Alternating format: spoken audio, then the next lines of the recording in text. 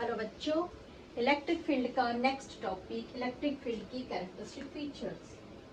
हम क्या पढ़ रहे हैं? Properties of electric field. ठीक है, इसे ऐसे लिखते हैं, प्रॉपर्टीज ऑफ इलेक्ट्रिक फील्ड।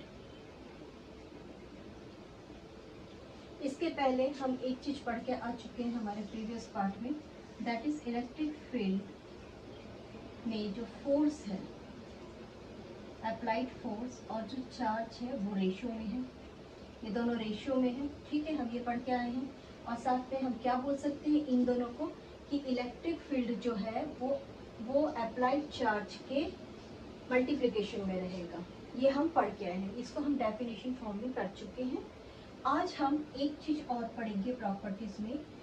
ये किस कंडीशन में था बच्चों? ये था हमारा पॉजिटिव चार्ज से नेक्स्ट पॉजिटिव चार्ज की तरफ हम पढ़ रहे थे, तब हमने इस फॉर्मूला को डायरेक्ट किया था इलेक्ट्रिक फील्ड का। अभी हम इलेक्ट्रिक फील्ड का आज हम इलेक्ट्रिक फील्ड का एक फॉर्मूला और डेराइव करेंगे जो हमारा पोटेंशियल डिफरेंसेस से रिलेटेड होगा, that is applied potential difference and between the D space. ठीक, आज हम ये भी फॉर्मूला इसकी प्रॉपर्टीज के अंदर ही पढ़ेंगे।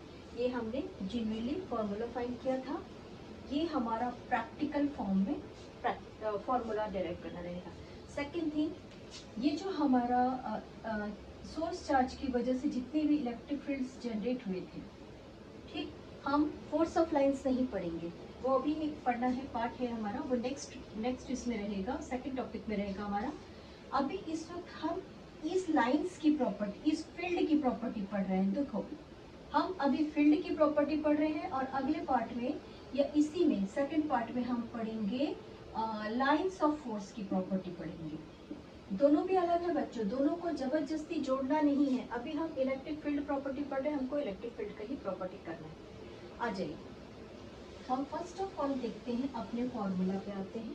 हमारा एक इलेक्ट्रिक फील्ड जनरेट हुआ। क्या इलेक्ट्रिक फील्ड हमारा जनरेट हो रहा है?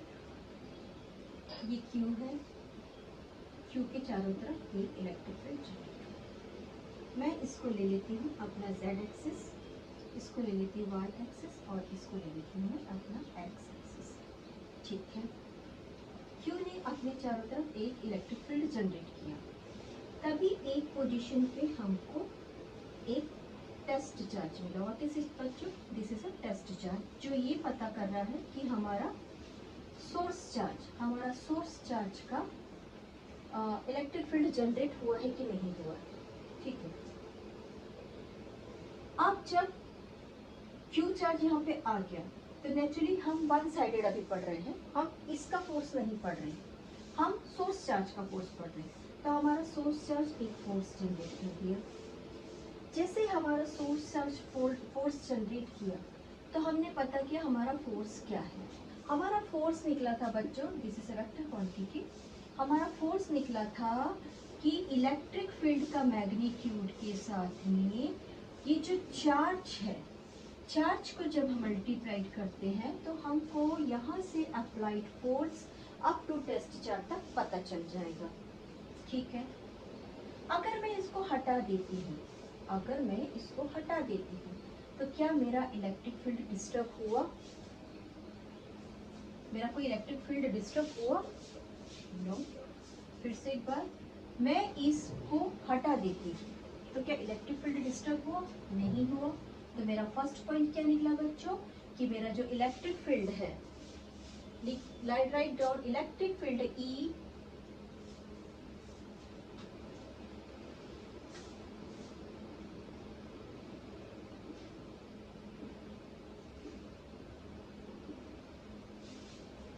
electric field E which is generated by Q,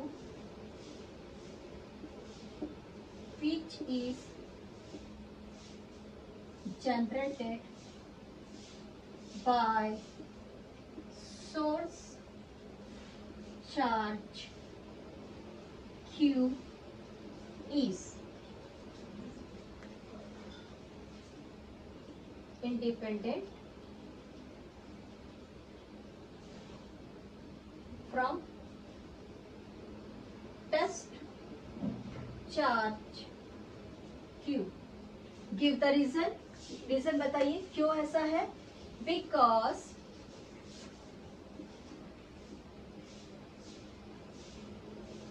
our force, because force and test charge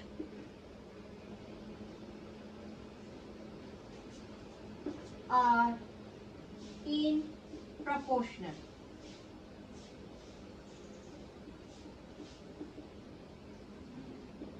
ठीक है, ये रहा। यहाँ पे हम बोल सकते हैं F is proportional to Q charge. Yes, हम बोल सकते हैं, क्यों नहीं बोल सकते, क्योंकि हमको यही तो फॉर्मूला मिला था, हमको तो यही तो मिला था F अपॉन Q, यही तो हमने फाइंड किया था। और इसको अगर मैं हटा दूं तो मेरे पास तो सिंपली फोर्स ही मिलेगा। यानी कि अगर मेरा टेस्ट चार्ज आता ही नहीं है इस फील्ड में, अगर मेरा टेस्ट चार्ज आता ही नहीं है तो क्या Q अपना फील्ड नहीं बनाएगा? Q तो फील्ड बनाएगा। दैट मीन्स Q ने जो फील्ड बनाया है उसका टेस्ट चार्ज से कोई इफेक्ट नहीं हुआ। डन।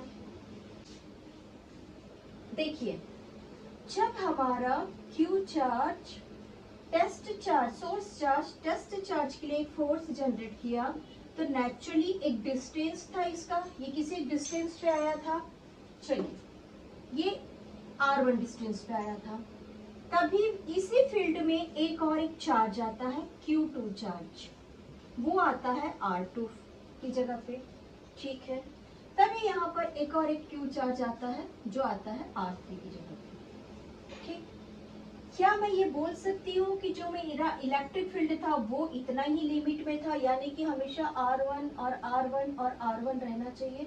नहीं, इलेक्ट्रिक फील्ड जब बनती है तो वो अपनी जगह पे इन्फिनिट तक के जाती है, जो उसकी सोर्स का एरिया है वो उसके अंत तक के टच करती है। ठीक है, उस कंडीशन में अगर मेरा R1 R2 डिफरेंसेस है तब क्या होता है बच्चों, मेरा फोर्स जो है वो चेंज होगा।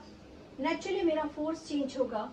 जैसे मेरा फोर्स चेंज हो जाएगा, यानी कि इस जगह पर लगा हुआ फोर्स और इस जगह पर अप्लाइड फोर्स चेंज होगा ना, F1 F3 F2, ये नेचुरली चेंज होगा। तो जब मेरा फोर्स चेंज होगा तो मेरे formula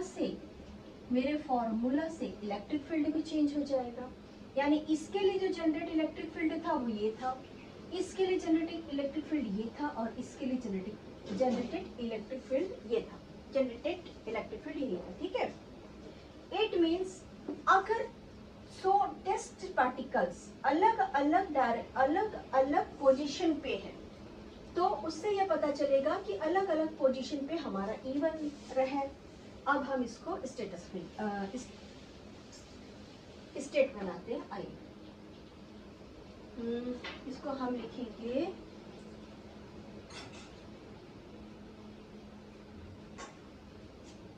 electric field depends upon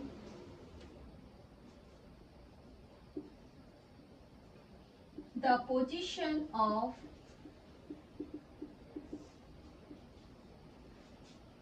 test charge.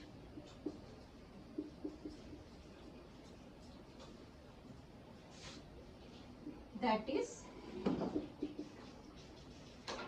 R vector. ठीक है, ये हमने बता दिया कि ये Q से इंडिपेंडेंट है लेकिन R के ऊपर डिपेंड करता है। तो अब हमारा पॉइंट रहेगा for different position of test charge,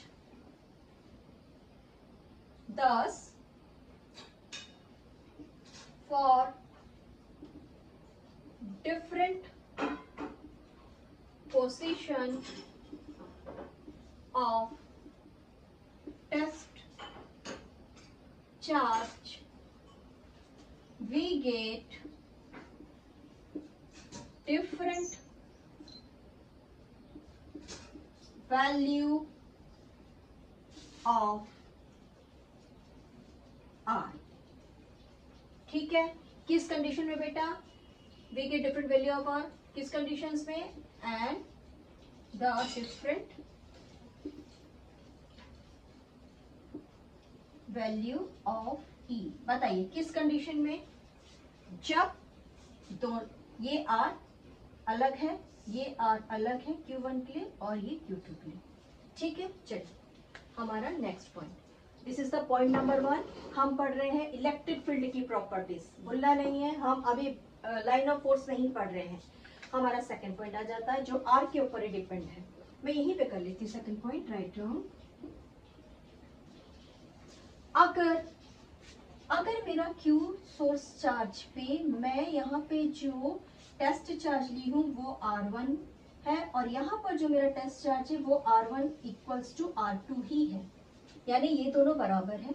चलिए मेरा ये जो था ये भी R1 इक्वल्स टू R3 था, यानी कि मैं डिस्टेंस R इक्वल ले रही हूँ। ठीक है, मैंने इक्वल लिया तो आप लोग को यहाँ पे कुछ दिखाई दे रहा है जहाँ पे मेरा R5 इक्वल्स टू R1 ही है और यहाँ पर R4 इक्वल्स टू R1 है। ठीक है, आप लोगों को कुछ शेप दिखाई दे रहा है, आइए शेप करते हैं। कुछ दिख रहा है? ठीक, एक जैसा दिख रहा है। अगर मैंने मिला दिया तो ये एक जैसा दिख रहा है, एक जैसा दिख रहा है। कैसा दिख रहा है? स्फेरिकल दिख रहा है। अगर ये स्फेरिकल दिख रहा है तो ये कौन है? ये इलेक्ट्रिक फील्ड का मैग्नीट्यूड है। तो हम लिख सकते हैं electric field, the magnitude of electric field had spherical symmetry. Write down our second point, the magnitude of electric field had spherical symmetry.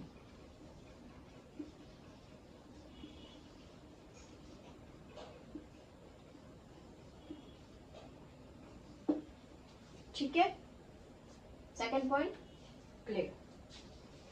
Now थोड़ा सा इसमें चेंजेस लाते हैं। अगर मेरा Q चार्ज इस डायरेक्शन में फील्ड जनरेट किया और इस डायरेक्शन में फील्ड जनरेट किया, ठीक, समझ रहे हैं? Check the direction. ये तो स्फेरिकल है, हमने डन कर लिया। Check the direction. This is ऐसा कर लेते हैं, नॉर्थ साउथ लिखना ज्यादा अच्छा रहेगा।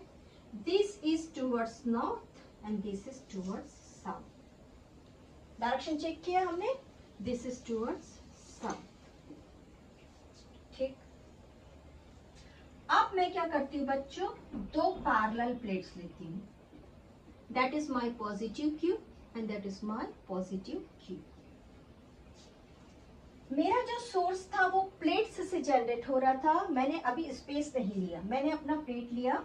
मेरे प्लेट से जो सोर्स जनरेट हो रहा था वो Q की तरफ जा रहा था। देखिए रिपेल होगा, वो तो हम कैरेक्टरिस्टिक फीचर में पढ़ेंगे। अभी हम डायरेक्शंस की बात कर रहे हैं। ये इस डायरेक्शन में जा रहा है, ठीक है, समझ रहे हैं आपको क्या हो रहा है बच्चों? इनके बीच का डिस्टेंस सेम है और ये सब इसी डायरेक्शन में जा रहे हैं। सपोज ये मेरा माइनस है, तब तो डेफिनेटली ये परफेक्ट है, तब तो डेफिनेटली ये मेरा परफेक्ट है। इस कंडीशन में बोल सकती हूँ कि ये यूनिफॉर्म, ये एक यूनिफॉर्म पैटर्न है और ये वाला जो अपोजिट डायरेक्शन में जा रहा है ये नॉन यूनिफॉर्म पैटर्न है। बोल सकती हूँ ना, ये नॉन यूनिफॉर्म पैटर्न है डायरेक्शन का और ये यूनिफॉर्म पैटर्न है डायरेक्शन का। तो मेरा थर्ड पॉइंट जनरेट होता है uniform electric field and non uniform electric field. Clarity है? ये डायग्राम आप यूनिफॉर्म नॉन यूनिफॉर्म के लिए रखिए और ये वाला डायग्राम आप यूनिफॉर्म के लिए रखिए। मैं अभी ड्रॉ नहीं करूंगी। Write down uniform electric field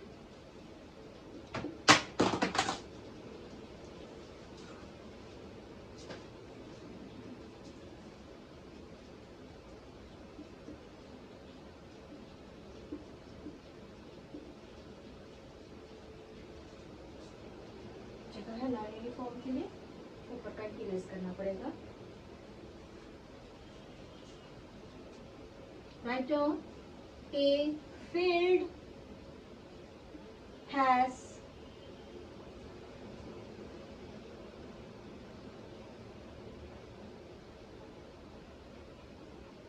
a field has same, क्या बोलना चाहिए, ए फील्ड हैज मैग्नीट्यूड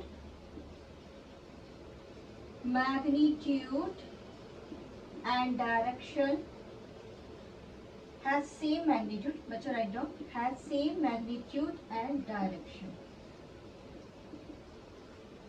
ठीक है, ड्रॉ कर लीजिए। जो हमने ड्रॉ बनाया था क्या था यूनिफॉर्म का, यूनिफॉर्म का था बच्चे दो प्लेट रखिए, एक को पॉजिटिव कर दीजिए, एक को नेगेटिव कर दीजिए, और ये बच्चों इक्वी डिस्टेंस रखिए प्लीज, ये आर रखिए, ये इक्वी डिस्टेंस आर रखिए, ठीक है, इक्वी डिस्टेंस रखिए। चलिए ये ड्रॉ कर लीजिए आप यूनिफॉर्म के लिए। अब लिखिए non uniform.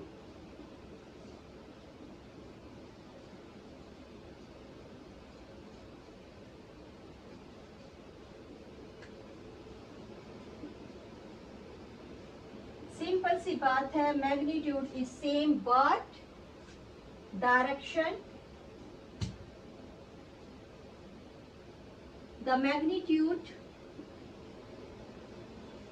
the magnitude of electric field and direction are not same।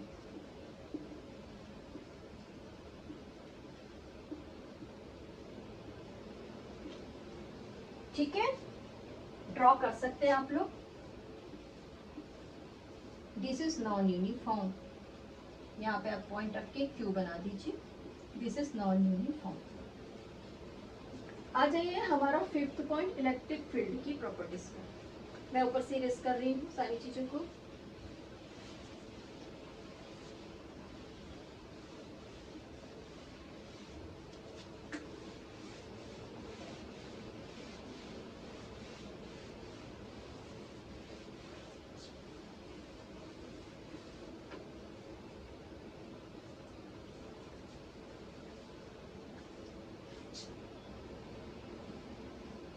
ये हमारा फोर्थ था, ये आ गया fifth.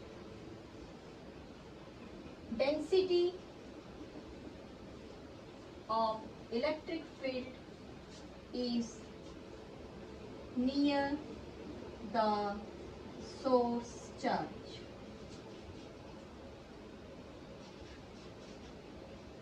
is more and less density of E electricity near the source charge is greater, लिख देते हैं बच्चों, greater and less in far from source, ये लिख सकते हैं। चलिए आप लोग थोड़ी सी इंग्लिश अच्छी कर लीजिए, मेरी भी कर दीजिए। Less in far from the source charge.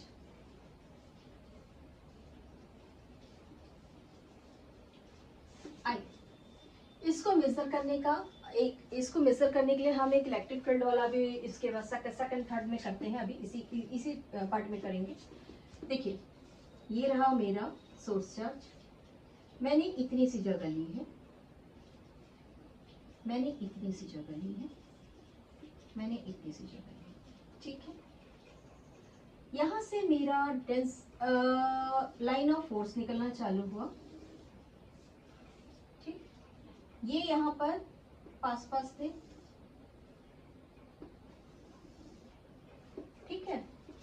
देखिए यहाँ पर ही डेंसिटी है 4 है, यहाँ पर डेंसिटी 3 है, हो सकता है यहाँ पर डेंसिटी 2 हो जाए या कम हो जाए। यानी कि कहने का मतलब है कि सोर्स चार्ज के पास में इलेक्ट्रिक फील्ड की डेंसिटी ज्यादा होती है, और जैसे जैसे फील्ड लाइंस दूर जाती है उनके बीच का विड्थ बढ़ता जाता है और वो दूर होती जाती है, ठीक है। यहाँ से जितने भी दूर तक लाइंस जाएगी उसका विड्थ बढ़ता जाएगा। Density of E is near the source is greater, less in and less in far from the source, and less लिख सकते हैं, स्मॉलर लिख सकते हैं। क्वांटिटीज क्या लिखना चाहिए आप लोग बताइए, आप लोग इसको ठीक कर लीजिए। I think I am right, पर ठीक कर लीजिए। ओके, ये हो गया हमारा डेंसिटी का।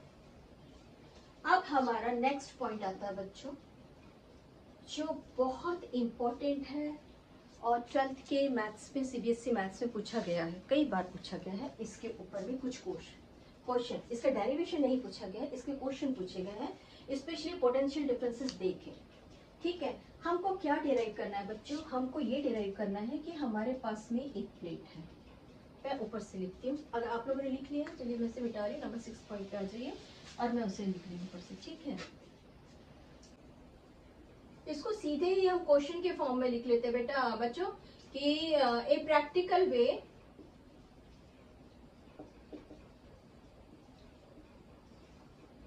To calculate electric field.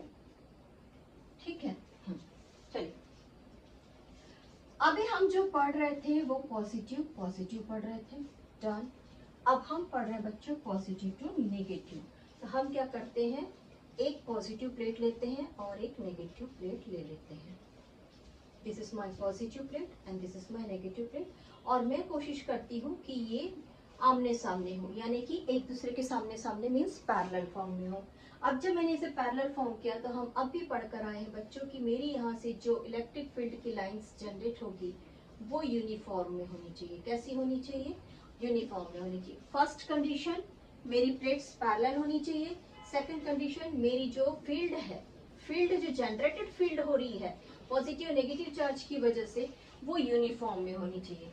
Third, क्योंकि मुझे रिलेशनशिप पोटेंशियल डिफरेंसेस के साथ में इसे फाइंड करना है तो मैं यहाँ पर एक पोटेंशियल V अप्लाइड कर दूंगी और उसको अभी मैं 3 स्टेप्स में लिख देती हूँ। आ जाइए, मैं इसको यहीं पर लिखती हूँ बच्चों। Write down, take a pair of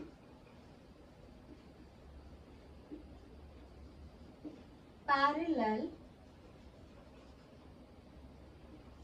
plate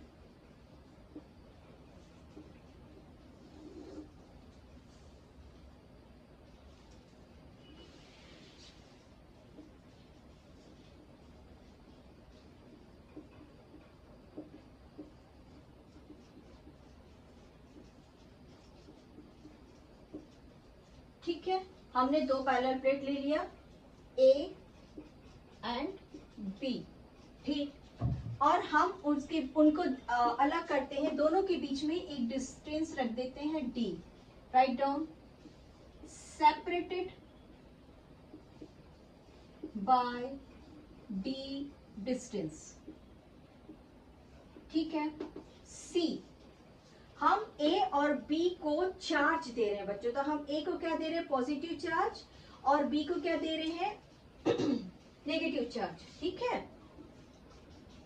A is positive and B is negative charged.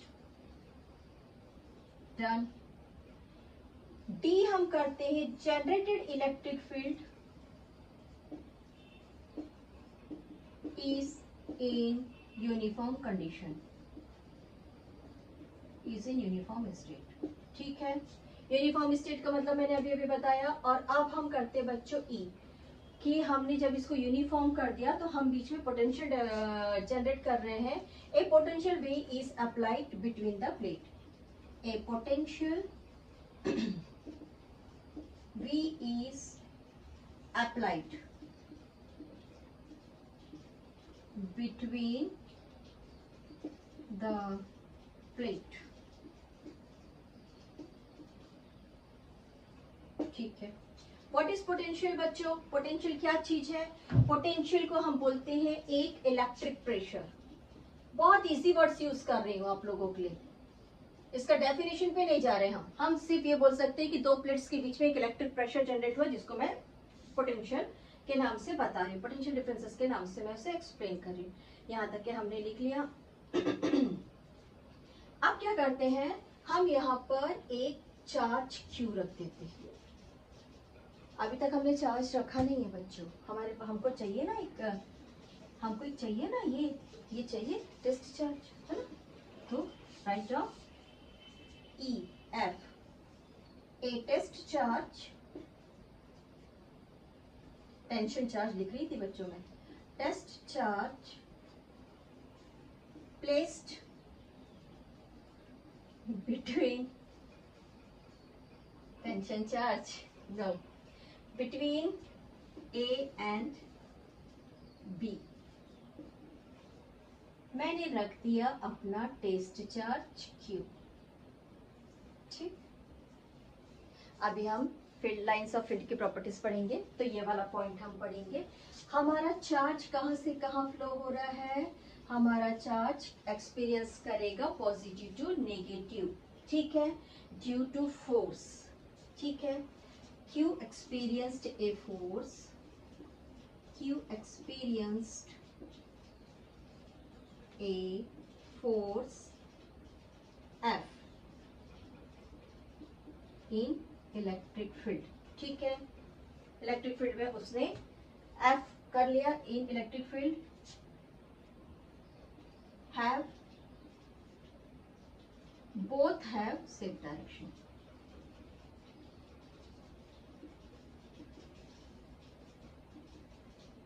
चलिए, यहां तक के हमारा रहा इंट्रोडक्शन।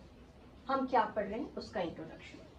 पहला, दो पैरेलल प्लेट, डन, एक पॉजिटिव एक नेगेटिव, ठीक है। उसके बाद हमने बीच में पोटेंशियल V जनरेट किया, पोटेंशियल गायब हो गया, पोटेंशियल V जनरेट किया, ठीक है। मेरा जो E था वो यूनिफॉर्म स्टेट में था, ठीक है। मेरा जो टेस्ट चार्ज था उसे मैंने लाके बीच में रख दिया। अब मेरा जो टेस्ट चार्ज है बच्चों, ये इस डायरेक्शन में फोर्स फील कर रहा है। इसकी फोर्स कौन से डायरेक्शन में है? इलेक्ट्रिक फील्ड के डायरेक्शन में। और मेरा इलेक्ट्रिक फील्ड का डायरेक्शन क्या है? मेरा इलेक्ट्रिक फील्ड का डायरेक्शन और फोर्स का डायरेक्शन सेम है। यहाँ तक कि आप लोग को समझ में आ गया। अब क्या होता है कि फील्ड लाइंस जो है वो पॉजिटिव से निकलती है और नेगेटिव की तरफ जाती है, ठीक। इसको मुझे लिखने का जरूरत नहीं है, क्योंकि जब हम इसके बाद वाला जो अभी पढ़ेंगे कैरेक्टरिस्टिक फीचर्स, उसमें तो इसको हम पढ़ ही लेंगे। जो मेरी फील्ड लाइन है वो पॉजिटिव से नेगेटिव की तरफ जा रही है और नेगेटिव के अंदर जाके वो टर्मिनेट हो जा रही है। डन। अब मेरा नेगेटिव भी तो कुछ अपनी तरफ चार्ज डेवलप करेगा, कुछ अपनी तरफ फील्ड बनाएगा और काम करेगा, लेकिन फील्ड लाइंस के कारण, फील्ड लाइंस के रूल्स के कारण पॉजिटिव टू नेगेटिव ही जाना है। तो नेगेटिव को कुछ चार्ज, कुछ मेहनत करना पड़ेगा अगेंस्ट में। इसको क्या करना पड़ेगा बच्चों? अगेंस्ट में मेहनत करना पड़ेगा। अगर मान लो मैं पॉजिटिव Q को मैं अपने चार्ज को पॉजिटिव प्लेट की तरफ धकेलती हूँ, ठीक है, तो क्या होगा? आइए, EFGH। if Q charge move towards plate A, ठीक है। Q चार्ज प्लेट A की तरफ जब जा रहा है तो क्या करना पड़ेगा? It have to do work, it have to do work on, कौन वर्क करेगा बच्चों? It have to do work on it। Q charge को इसके ऊपर वर्क करना पड़ेगा। वर्क क्या निकलेगा? नेचुरल सी बात है, 9th पे आ जाइए। 9th का फॉर्मूला है work done equals to applied force with multiplied by distance, ठीक है। यही ना वर्क का फॉर्मूला, की कुछ और है? थोड़ा बहुत याद है आप लोगों को कि नहीं याद है?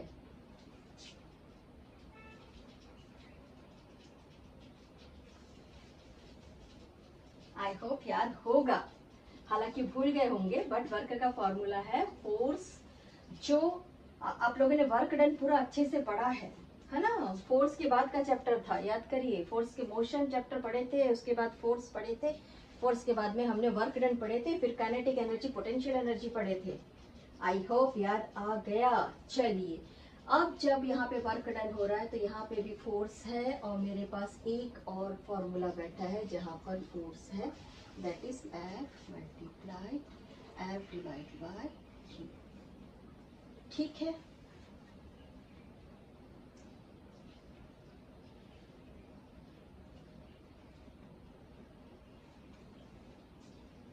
ये एक बैठा हुआ है ना, याद आया? ठीक।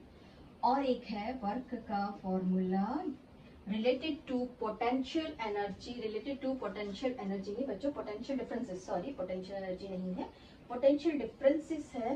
रिलेटेड टू पोटेंशियल डिफरेंसेस इसका फॉर्मूला था कि पोटेंशियल डिफरेंसेस और चार्ज के मल्टीप्लाई में वर्क जनरेट होता है। ठीक है, वर्क पोटेंशियल एनर्जी और चार्ज का प्रोडक्ट है, ये बोल सकते हैं। हमारे पास एक फॉर्मूला ये है बच्चों और एक फॉर्मूला ये है। ठीक है, हमको घुमा फिरा के लेकर आना है कहीं से इनको, यही पढ़ रहे हैं ना, इलेक्ट्रिक फील्ड ही पढ़ रहे हैं, और उसमें इसका रहना जरूरी है भाई, हम तो पोटेंशियल पढ़ने जा रहे हैं। फोर्स का तो पढ़ चुके हैं हमने क्या पढ़ लिया, हमने ये तो पढ़ लिए हैं, एफ और क्यू का रिलेशनशिप तो हम पढ़ चुके हैं। हमको यहाँ पर इसके साथ में रिलेशनशिप चाहिए, ये भी वर्क है, ये भी वर्क है, देयरफॉर 1 इक्वल्स टू 2, इक्वेशन 1 और 2 इक्वल्स हो गए।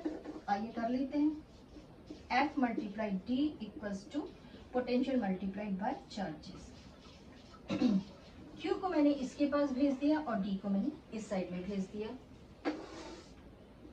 F upon Q equals to V upon D. D कौन है, डिफरेंसेस बिटवीन द प्लेट, दूसरे तरीके से देखा जाए तो यही है, डन। चलिए, when F upon Q equals to E, therefore E equals to potential differences upon the differences distance D। यही हमको फाइंड करना था। हमने क्या फाइंड किया है बच्चों, हमने नेगेटिव चार्ज के समय पर जो इलेक्ट्रिक फील्ड जनरेट हुआ है, नेगेटिव चार्ज में जो इलेक्ट्रिक फील्ड जनरेट हुआ है, हमने इसे फाइंड किया है।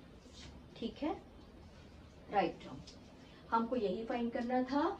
ये भी एक प्रॉपर्टी है इलेक्ट्रिक फील्ड की, ये भी एक प्रॉपर्टी है कि electric field is the ratio of potential differences and the distance when there is the charges move from, या फिर for applied force is from negative to positive. Applied ये कब हमने फाइंड किया है, जब हमारा फोर्स नेगेटिव से पॉजिटिव की तरफ अप्लाइड हुआ है। राइट डाउन, यहाँ तक आप लोग लिख चुके हैं। हम करते हैं हम अपना नेक्स्ट पॉइंट्स। लास्ट प्रॉपर्टी, सब चीज पढ़ लिए, मेन तो रह गया स्ट्रेंथ कितना बताएगा हमारा इलेक्ट्रिक फील्ड, ये तो रह गया, ये तो बहुत इंपॉर्टेंट पॉइंट है। आइए हम इसको करते हैं, strength of electric field.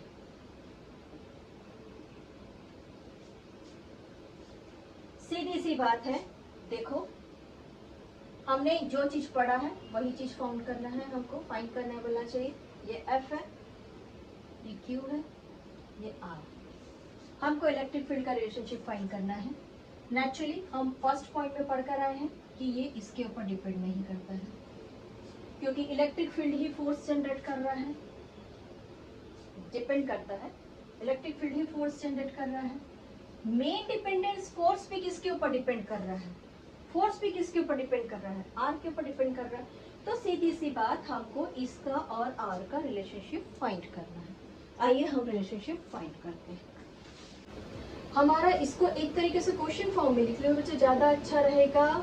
Explain the strength of electric field, ये लिख सकते हैं, और electric field depends upon the distance R लिख सकते हैं, और हम लिख सकते हैं electric field is inversely square of distance are.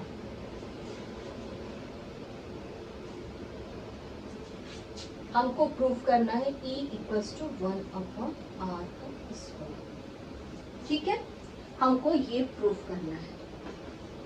आइए हम क्या करते हैं बच्चों, सबसे पहले हम ले लेते हैं कि हमारा जो Q चार्ज है वो इलेक्ट्रिक फील्ड जनरेट किया है। डायग्राम बना लीजिए आपके बुक में, अदरवाइज एनसीईआरटी में काफी अच्छे से डायग्राम एक्सप्लेन किया है। मैं ज्यादा चार्जेस नहीं बनाती हूँ, मैं क्यू की 4 की बनाती हूँ बच्चों, ताकि समझने में आपको आसानी हो जाए। ये रहा बीच की एक लाइन, ठीक। अब मैं इसको यहाँ पर लिमिट कर देती हूँ। मैंने यहाँ पर अपना एक पहला प्लेट लिया। मुझे तो स्ट्रेंथ देखना है ना कि चार्ज के पास में डेंसिटी है। इस प्लेट का नाम मैं दे देती हूँ P। और यहाँ पर मैंने अपना दूसरा प्लेट रखा, इसका नाम मैं रखती हूँ R। और मैंने जो दूसरा प्लेट रखा उसका नाम रख दिया मैंने S। ठीक है, ले लिया मैंने 2 प्लेट फील्ड में और दोनों का नाम रख दिया। अब मैं एक ऐसा लाइन लेती हूँ जो दोनों में कॉमन है और उस पर बीच में एक पॉइंट P ले लेती हूँ। ठीक है, लीजिए एक पॉइंट लेते हैं हम। This is P1, this is P2। ये हो गया हमारा मेन लिखना। ठीक, अब वापस से आ जाइए अपने कोऑर्डिनेट्स पे। आपका Q कहाँ पर है बच्चों? Q है हमारा OP। इट मीन्स ये Q का जो ये मेरा सेंटर पॉइंट है, ये कौन है? ये मेरा है कोऑर्डिनेट का O। ठीक, और O से लेके जो ये जनरेट हुआ है ये कौन है बच्चों? ये है मेरा डिस्टेंस R1। और O से लेके जो मेरा पॉइंट P तक है, कहाँ तक है बच्चों? P2 तक के जो जनरेट हुआ है, जो P2 तक जनरेट हुआ ये है मेरा R। क्लियर? डायग्राम क्लियर है आप लोग को? आई होप क्लियर है। ठीक, ये भी क्लियर है।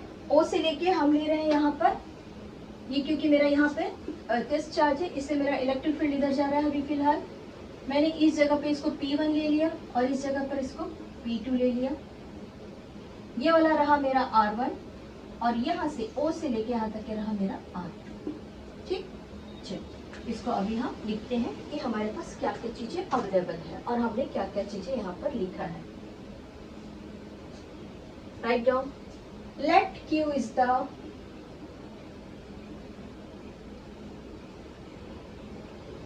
Source charge. ठीक है, सोर्स चार्ज Q मिल गया। हाँ, और इलेक्ट्रिक फील्ड क्या होगा?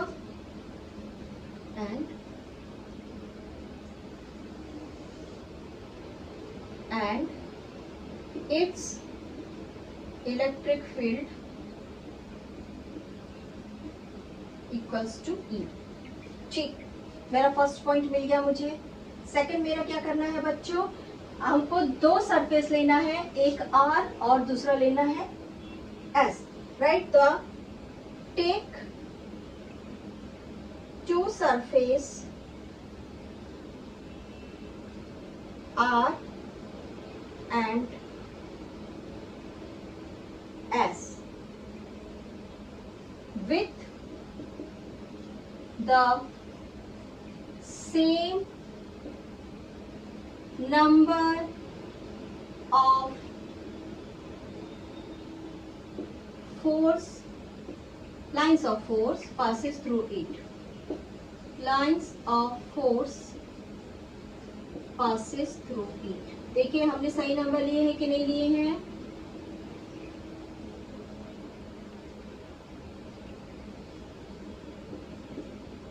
ठीक है, हमने ले लिया बच्चों। देखो यहाँ से भी हमारी 3 लाइन पास हुई थी और वहां से भी 3 लाइन पास हुई है। ठीक, ठीक है। अब मैं आप लोग को एक चीज बताऊंगी। हमको अभी लाइंस की प्रॉपर्टीज पे ही पढ़ना है कि अगर हमारे पास कोई सरफेस को हम इस क्यू की जगह पे लाके रख देते हैं तो हमारी ये जो लाइन इस पर जाके गिरती है ना बच्चों, वो 90 डिग्री के एंगल से गिरती है। 90 डिग्री के एंगल से उस पर जाके खत्म होती है कहिए, या उसको पास करती है। अगर इंसुलेटर भी है और उसके पार भी हो रही है तो वो 90 डिग्री ही सिलेक्ट करेगी, क्योंकि अगर ये स्लैंटिंग्स जाती है तो इसकी डेंसिटी, इसका स्ट्रेंथ जो है वो कम हो जाता है। और हमको फैराडे ने ही ये रूल दे दिया ना भाई कि जो भी लाइंस जाएगी 90 डिग्री पे जाएगी। दैट्स ऑल, फैराडे रूल्स पे आ जाओ। फैराडे बोल रहा है कि 90 डिग्री पे जाएगी, 90 डिग्री पे जाएगी। ठीक है, तो हम इसको लिख सकते हैं the selected surface are perpendicular the passing electric lines, ठीक। The selected surface are perpendicular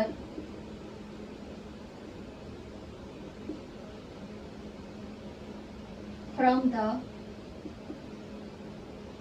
lines passes through it. मेरी इंग्लिश थोड़ी सी ऐसी ही है बच्चों, करेक्ट आप लोग करते जाइए, मैं कोशिश करूंगी अच्छी इंग्लिश यूज कर सकूं। थ्रू इट, ठीक है। The selected surface are perpendicular, यानी कि ये कौन सा एंगल बनाएगा बेटा, इस स्पॉट पे 90 डिग्री बना रहा है, ठीक है। परपेंडिकुलर है, इट मींस वो 90 डिग्री बना रहा है। ले लिया हमने। अब हम लिख देते हैं हमारा R1 और R2। Now P1 P2 point नहीं लिखे ना हमने, write down. Number 4, on a particular line, on a particular line, line को लाइन ऑफ फोर्स कर लिखिए, line of force on surface are,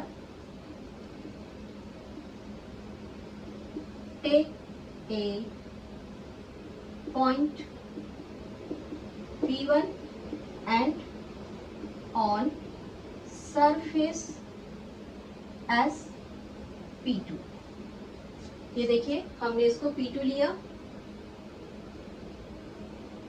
ठीक है। P1 और P2 हमने दो सरफेस ले लिया। हमको क्या क्या मिल गया, therefore OP equals to R1 and OP2 equals to R2, ठीक है, मिल गया। अब हम आते हैं अपने 5th पॉइंट पे। हमने सरफेस ले लिया, हमने पॉइंट्स ले लिया, अब हमारा आ रहा है बच्चों वेरी इंपॉर्टेंट थिंग्स। आप लोगों ने 11th में जब क्वांटिटीज पढ़े थे, ठीक है, क्वांटिटीज पढ़े थे, उस समय पे आपने फंडामेंटल क्वांटिटीज पढ़ लिया था। उसके अलावा में कुछ क्वांटिटीज दो अलग से पढ़े थे, दैट इज थीटा। थीटा क्या था बच्चों, एक प्लेन सरफेस पर आपने कोई एक एंगल जनरेट किया, ठीक। अब एक पूरा स्फीयर लीजिए, स्फीयर म्हणजे बॉल, ठीक है। आपने पूरा एक बॉल ले लिया, और या फिर एक ने आपने तरबूज लिया और यहाँ से कट लेके, यहाँ से कट लेके आपने उसे सेंटर तक के काटा है। इमेजिन कर रहे हैं आप, यानी कि जैसे हमारे पास स्क्वायर है और स्क्वायर के पीछे में हम क्यूबॉइड को कुछ ऐसा बना, क्यूबॉइड नहीं, क्यूब को हम ऐसा बनाते हैं ना, दिख रहा है। तो बिल्कुल ऐसा ही इस चार सरफेस से, इस चार लाइंस से एक ऐसा हमारा ये पूरा सरफेस है, और ये अंदर में ये सोचिए कि स्क्वायर में तरबूज काट रहे हैं, तो उसको हमने पढ़े थे सॉलिड एंगल ओमेगा, उसकी हमको यहाँ पे जरूरत है, ठीक है। आप बोल सकते हो क्या, क्यू चार्ज एक प्लेट पे रखा हुआ है, वो तो पूरा एक चार्ज है बच्चों, नेचुरली वो एक स्फीयर के जैसा है। अगर वो स्फीयर के जैसा है तो उस पर जो बनने वाला एंगल है वो कौन सा एंगल होना चाहिए, सॉलिड एंगल होना चाहिए। और सॉलिड एंगल में हमने क्या पढ़ा है, इसका एरिया पढ़ा है, इसलिए हमने एरिया ले लिया। अब आपको क्लियर आया हमने एरिया क्यों लिया। हम ये जो एरिया ले रहे हैं वो यहाँ पे ये सोचिए कि तरबूज यहाँ से कटा है और सेंटर तक के गया है, स्क्वायर में तरबूज कटा है, सेम टू सेम ये स्क्वायर में तरबूज कटा है और सेंटर तक के गया, ठीक। अब यहाँ पर हम पढ़ते हैं बच्चों एंगल ओमेगा। हमको फ्लैट नहीं पढ़ना है, रिमेम्बर, हमको थीटा नहीं पढ़ना है कि ये जो आर्क बना रहा है, ये आर्क, इसका आर्क अपॉन हमको आर्क अपॉन साइड नहीं पढ़ना है बच्चों। अभी पे यहाँ पे हमको आर्क अपॉन साइड नहीं पढ़ना है, हमको क्या पढ़ना है, हमको पूरा एक स्क्वायर का एरिया पढ़ना है। तो इसके बाद हमारा जो नेक्स्ट पॉइंट रहेगा यहाँ पर, वो हम लिखेंगे ओमेगा इक्वल्स टू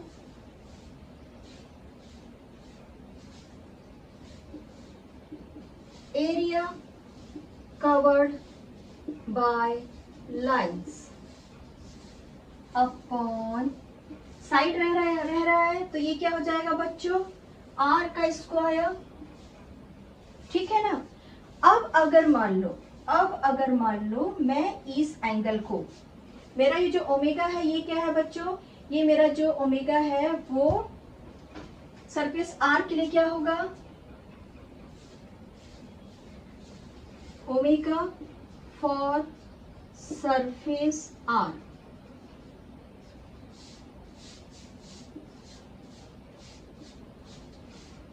नेचुरली ये मेरा R1 का स्क्वायर है, और मैंने कवर्ड लाइंस जो मेरे इस एरिया पर जो कवर्ड लाइंस थी, मतलब कवर्ड लाइंस क्या होगी, हमारा एरिया ऑफ आर रहेगा।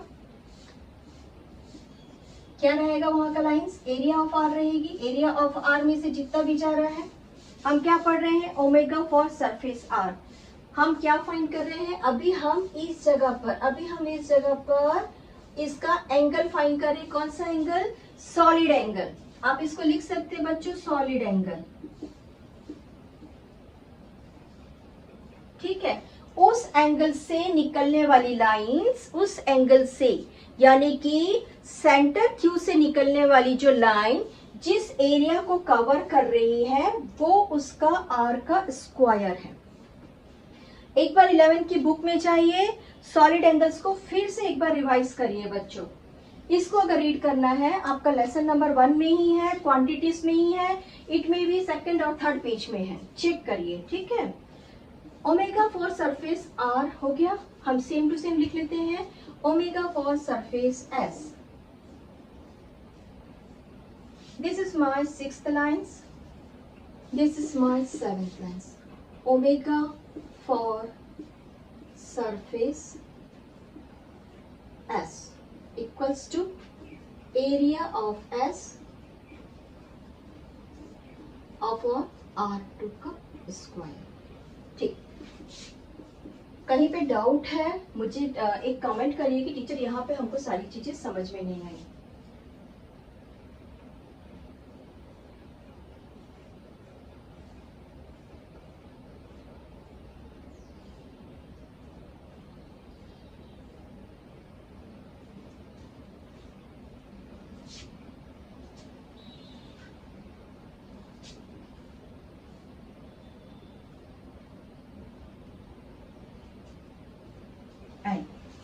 अब हम एक काम करते हैं, हम अपने ओमेगा को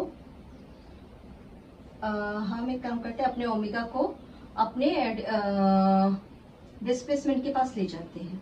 तो हमको मिल जाएगा यहाँ पे एरिया ऑफ लाइंस। हमको एरिया ऑफ आर इसलिए चाहिए बच्चों कि यहाँ पे जो लाइंस आ रही है वो इसको क्रॉस करेगी, ठीक है। Area of R equals to omega R2, ये यहां से अलग हो गया, ठीक है ना। इसमें भी सेम टू सेम कर लेते हैं, area of S equals to omega R2, ठीक। यहां से जो लाइंस निकल रही है वो उतना एंगल बना रही है और उतना सरफेस के बारे में हम पढ़ रहे हैं। और अब हम पढ़ेंगे, हमने क्या देखा, इसको देखा ओमेगा, हमने इसको लिखा ओमेगा और इसको लिखा एरिया और इसको लिखा डिस्टेंस। हम कुछ भी बाहर से नहीं पढ़ रहे हैं। फिर से एक बार, ये क्यू चार्ज एक बॉल है, बॉल के बीच से, इस बॉल के बीच से ऐसा हमको एक सरफेस मिला है जिसके ऊपर से ये लाइन पास हो रही है। अब यहाँ से जो लाइन पास होने वाली है उसको हमको रीड करना है। हम यही पढ़ रहे हैं, ये ओमेगा है, हम यहाँ से देख रहे हैं जिस जगह से निकल रही है दैट इज ओमेगा, ठीक है। और ये जो जितना डिस्टेंस कवर करिए दैट इज आर, और ये जो एरिया है ये है एस का एरिया, और यहाँ पर है हमारे पास में आर का एरिया। चलिए हमारा नेक्स्ट पॉइंट क्या लिखेंगे बच्चों, हमारे इलेक्ट्रिक फील्ड में जो लाइंस है वो लाइंस का आर के साथ में और इलेक्ट्रिक फील्ड के साथ में क्या कनेक्शन है, ठीक है। किसी भी इलेक्ट्रिक फील्ड में जो नंबर ऑफ लाइंस है वो उसकी प्रोपोर्शनल में है। हाँ, इलेक्ट्रिक फील्ड में क्या है बच्चों, नंबर ऑफ लाइंस उसके प्रोपोर्शनल में है। और नेचुरली जिस एरिया को क्रॉस कर रही है वो उसके इनवर्सली है, ठीक है। तो हम इसको फॉर्मूला फॉर्म में लिखते हैं। आइए, ये जो हमारा इलेक्ट्रिक फील्ड है उसके प्रपोर्शन में हमारी नंबर ऑफ लाइंस जो उसमें से फार उस जगह से जो एरिया लिया है हमने उसमें से पास होने वाली लाइंस है, ठीक। हमारा नेक्स्ट पॉइंट क्या रहेगा बच्चों, अगर मैं इसको E1 लिखती हूँ तो किसके लिए होगा, वो इसके लिए होगा। देयरफॉर E1 इक्वल्स टू क्या हो गया, नंबर ऑफ लाइंस, और मेरे पास area of R। Area of R क्या है, area of R E2 equals to N upon, मैंने n दोनों में एक जैसा क्यों लिया बच्चों, क्योंकि हमने यहाँ पर लिखा था कि इसमें से एक जैसी लाइन पास होनी चाहिए, ठीक है।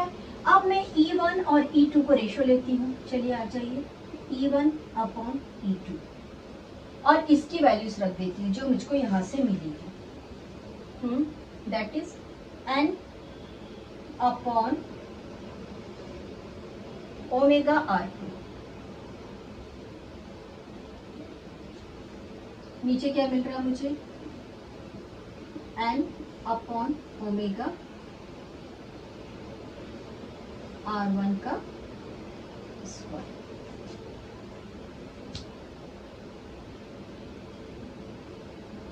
ये था, ठीक है। ओमेगा R1 का स्क्वायर, ओमेगा R2 का square. Naturally number of line same है, कैंसिल हो गई, दोनों का एंगल सेम है, कैंसिल हो गया। हमको क्या मिला लास्ट में, हमको मिला E1 upon E2 equals to 1 upon R1 और 1 अपॉन R2 और ओवरऑल R2 और ओवरऑल R1, और ये थे स्क्वायर्स, तो ये थे स्क्वायर। और लास्ट में हम लिख सकते हैं E1 is equals to the inversely proportional to the square of distance या पोजीशन वेक्टर। अगर आप पोजीशन वेक्टर के फॉर्म में चल रहे हैं तो फटाफट वेक्टर्स डालते जाइए, कोई प्रॉब्लम्स नहीं है, ठीक है। पोजीशन वेक्टर के फॉर्म में एरिया भी पोजीशन वेक्टर के फॉर्म में, सॉरी एरिया को नहीं बोलो अभी, हम बाकी सबको पोजीशन वेक्टर के फॉर्म में दे रहे हैं, ठीक है। So therefore E2 equals to 1 upon R1 R2 का square, E1 equals to R1 का स्क्वायर। हम एट द एंड बोल सकते हैं, ये जो हमको मिला है वो हम लास्ट में ऐसा बोल सकते हैं बच्चों कि E equals to 1 upon R square, यही हमको फाइंड करना था। E is the square of the distance R। ये रहा हमारा इलेक्ट्रिक फील्ड का स्ट्रेंथ। जितनी इसकी ताकत रहेगी उतनी इलेक्ट्रिक फील्ड रहेगी। अगर ये लेस रहेगा इलेक्ट्रिक फील्ड लेस रहेगी, अगर ये ज्यादा रहेगा तो इलेक्ट्रिक फील्ड की वैल्यू ज्यादा रहेगी। हमने क्वेश्चन किया है स्ट्रेंथ ऑफ इलेक्ट्रिक फील्ड। हमारा अभी फील्ड का, इलेक्ट्रिक फील्ड का सारी प्रॉपर्टी अप्रोक्सीमेट सा क्लियर है, और अब हम चालू कर रहे हैं force of lines of force चालू कर रहे हैं, ओके। इसके बाद हमारा नेक्स्ट टॉपिक है लाइंस ऑफ फोर्स। चलिए, लाइंस ऑफ फोर्स क्योंकि इलेक्ट्रिक फील्ड में ही है इसलिए वो इलेक्ट्रिक फील्ड की ही सारी प्रॉपर्टीज को फॉलो करेगी, बट वो तो लाइंस है तो वो तो कहीं ना कहीं घूमेगी बच्चों, कुछ ना कुछ काम करेगी, तो हम उस लाइंस को उसके अकॉर्डिंग ड्रॉ करेंगे। और हम लाइंस की पहले प्रॉपर्टी पढ़ेंगे, हम ड्रॉ नहीं करेंगे, हम पहले प्रॉपर्टी पढ़ेंगे, और उसके बाद जब सारी प्रॉपर्टीज खत्म हो जाएगी देन हम पर्टिकुलर 4 to 5 पैटर्न्स में जो हमारे लिए अभी जरूरी है उसके डायरेक्शंस हम रीड करेंगे। इलेक्ट्रिक फील्ड का कैरेक्टरिस्टिक फीचर्स हो चुका, अब लाइंस स्टार्ट हो जाइए। हम पढ़ रहे हैं बच्चों फोर्स लाइन। मैं इसे एक बार ही लिखूंगी, lines of force, lines of force, ठीक है। हम इसको पढ़ रहे हैं। अब लाइंस ऑफ फोर्स होती क्या है? फर्स्ट ऑफ ऑल, अगर ये हमारा सोर्स चार्ज है और यहाँ से यहाँ टेस्ट चार्ज को पता कर रहे हैं हम। ये जो लाइन्स है ये हमको विजिबल नहीं होती है, पहली चीज हमको विजिबल नहीं होती, ठीक है। ये प्रैक्टिकली भी किसी भी चीज को हम फाइंड नहीं कर सकते, हम प्रैक्टिकली भी इसको फाइंड नहीं कर सकते। तो हमारी फर्स्ट प्रॉपर्टी यहीं से स्टार्ट होती है, imaginary curve lines. Curve lines मैंने क्यों कहा, मैंने आप लोग को ये बताया था बच्चों कि इलेक्ट्रिक फील्ड से जो लाइन जा रही है, इलेक्ट्रिक फील्ड से जो लाइन जा रही है, अगर वो चार्ज की तरफ मुड़ जाती है ऐसा, तो ये हमारी force of lines of force है। और यहाँ पर जो हमारा टेंजेंट बनता है, जो हमारा टेंजेंट बनता है वो इलेक्ट्रिक फील्ड का डायरेक्शन दिखाता है। और ये जो लाइन है ये हमारी फोर्स लाइन है, ठीक। तो फर्स्ट हम इसको टच नहीं कर सकते, हम इसको प्रैक्टिकली प्रूफ नहीं कर सकते, ये सिर्फ हमारे लिए इमेजिनरी कर्व्स लाइन है, ठीक है। एज यूजुअल हमारा इलेक्ट्रिक फील्ड जो था वो वेक्टर क्वांटिटी था, हमारा पहला लाइन ये हो गया, ठीक। हमने जब फर्स्ट प्रैक्टिकल किया स्पेस में तो हमने देखा कि सोर्स चार्ज से चार्ज, दूसरा जो चार्ज था पॉजिटिव था। इट मीन्स हमारा ये जो लाइन है, हमारा यहाँ से जो फोर्स लाइन जनरेट हो रहा है वो पॉजिटिव से स्टार्ट हो रहा है और यहाँ एंड में जा रहा है और यहाँ पे जाके दूसरे फोर्स लाइन के पास जा रहा है अभी, लेकिन ये यहाँ पे नेगेटिव के पास जाके टर्मिनेट हो जाती है, यानी ये नेगेटिव जोन में जाके खत्म हो जाती है। ये हमारा सेकंड लाइन रहेगा, बट अभी हम इसका डेफिनेशन भी इसी पॉजिटिव सेंस में लिखेंगे। हमारा डेफिनेशन ये रहेगा, the path along the unit positive charge is called lines of force. Write down, this is our definition, the path along the unit positive charge move is called lines of force। ठीक है, ये रहा हमारा definition बच्चों, ठीक। Third, हम characteristic features of lines of force पढ़ रहे हैं। हमारा क्या होता है, थर्ड पॉइंट क्या होना चाहिए, फर्स्ट ऑफ ऑल हम यहाँ पे यूनिट पॉजिटिव चार्ज का पाथ बता रहे हैं, तो हम क्या लिखेंगे, the lines of force originate from positive charge and terminate at negative charge, ठीक। ये सेकंड कैरेक्टरिस्टिक है, write down, the lines of force originate from positive charge and terminate at negative charge, ठीक है। पॉजिटिव चार्ज से शुरू होगी और जाके नेगेटिव चार्ज पे खत्म हो जाएगी, यानी कि पॉजिटिव चार्ज से एरो जाता हुआ दिखेगा और नेगेटिव चार्ज के पास ये एरो आता हुआ दिखेगा। इसको हम डायरेक्शन ऑफ लाइंस में पढ़ लेंगे। लेकिन अगर किसी फील्ड में, सपोज अगर किसी फील्ड में सिर्फ पॉजिटिव चार्ज है, यानी कि यहाँ पर क्यू चार्ज है और हमारा टेस्ट चार्ज वहां पे नहीं है, अगर हमारा वहां पर कोई सा भी टेस्ट चार्ज नहीं है, तो ये जो लाइन यहाँ से निकल रही है बच्चों, ये कहाँ जाती हुई दिखाई देगी, end at infinity. If there is no other charge, no other test charge लिख सकते हैं, चलिए लिखिए test charge, it end at infinity, ये यहां से सीधा इंफिनिटी में खत्म होती हुई दिखाई देगी। कहने के लिए इंफिनिटी है, बट उसका जितना सोर्स और जितना रीजन है वो वहीं तक ही जाएगी और वही उसका इंफिनिटी है। Now our fourth point,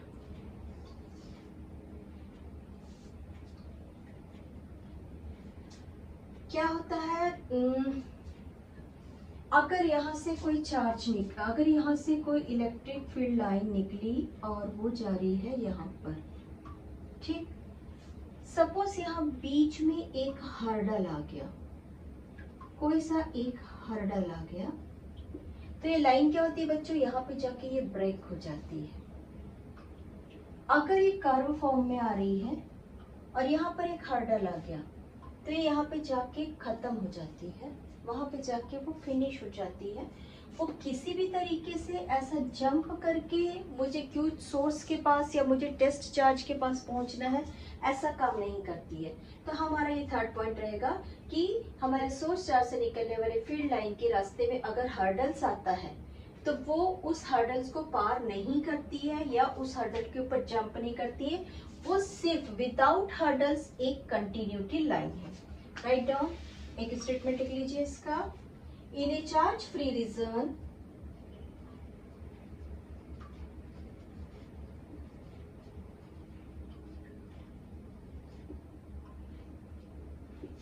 electric field line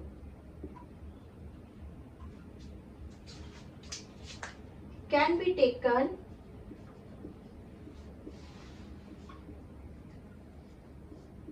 to continue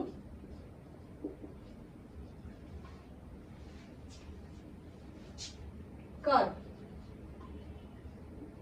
without any break। यानी अगर इस लाइन में ऐसा आ गया, it means this is not the force of line और लाइन्स ऑफ फोर्स, ठीक है, लाइन्स ऑफ फोर्स है, ठीक है। चलिए, ये पॉइंट क्लियर हुआ आपको कि कहीं पे भी जंप नहीं करेगी या बीच में ब्रोकन नहीं रहेगी। अब हम पढ़ते हैं बच्चों इसका मैग्नीट्यूड। अगर ये लाइन यहां से स्टार्ट हो रही है और मैं इसके लिए इतना सा एक एरिया ले रही हूँ और मैं यही एरिया यहाँ पर इतना सा ले रही हूँ, मैंने यहाँ से स्टार्ट किया, इसे मैं ऐसे लेके जा रही हूँ,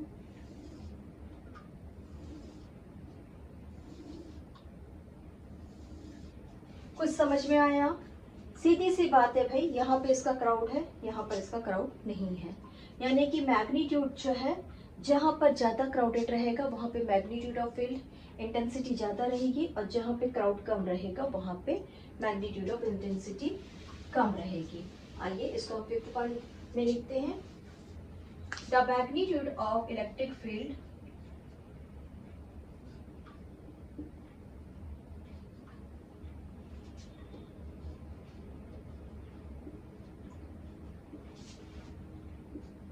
this is L now, represented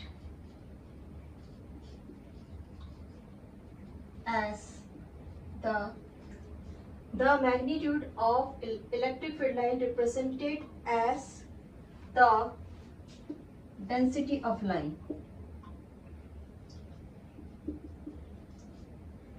density of line, ठीक है। अब इसमें हम इसका दो क्राइटेरिया लिख देते हैं या एक ही क्राइटेरिया लिख देते हैं। चलिए हम ये लिख सकते हैं कि जहां पर क्राउडेड ज्यादा रहेगा वहां पर इंटेंसिटी ज्यादा रहेगी। Near the source charge, near the source charge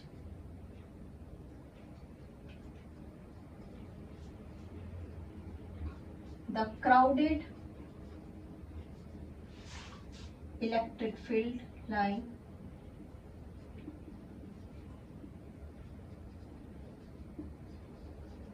shows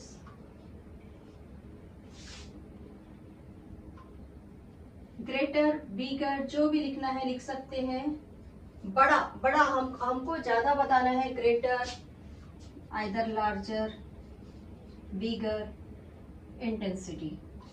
Near the source charge, the crowded electric field line shows the greater, larger intensity, and from far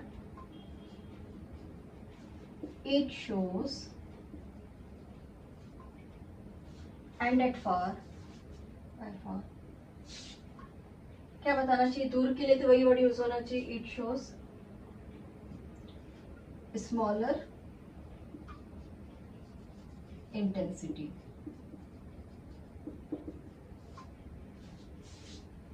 ठीक है, आप लिख सकते हैं।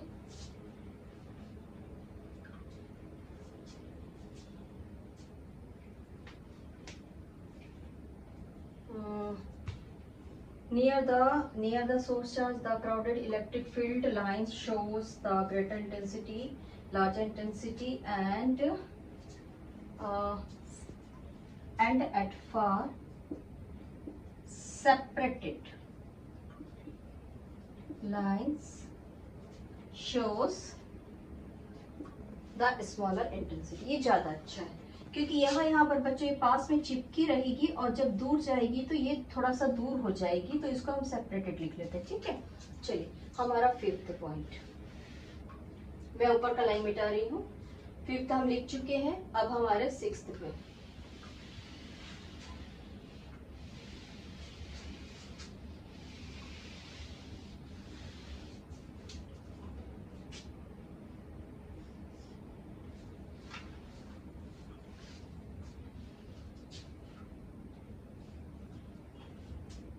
जब मैंने कहा कि Q सोर्स चार्ज है और इसमें से electric lines, force of lines निकली है और इलेक्ट्रिक फील्ड जनरेट कर रही है। ठीक है, मैंने यही कहा ना। इस कंडीशन में बच्चों ये जो स्फेरिकल चार्ज है, मेरा पॉइंट चार्ज है, रिमेम्बर मेरा पॉइंट चार्ज है, इसके अंदर कोई भी फोर्स ऑफ लाइन नहीं रहेगी। फोर्स ऑफ लाइन उससे निकल रही है, उसके अंदर मर्ज नहीं है, उसके अंदर नहीं है। Right down our 6 point. No electric field lines find inside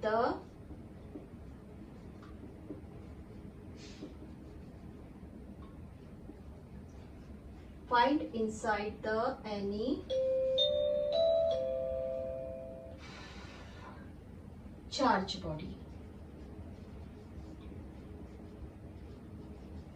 ठीक, वो किसी चार्ज बॉडी के अंदर हमको इलेक्ट्रिक फील्ड लाइंस नहीं मिलेगी।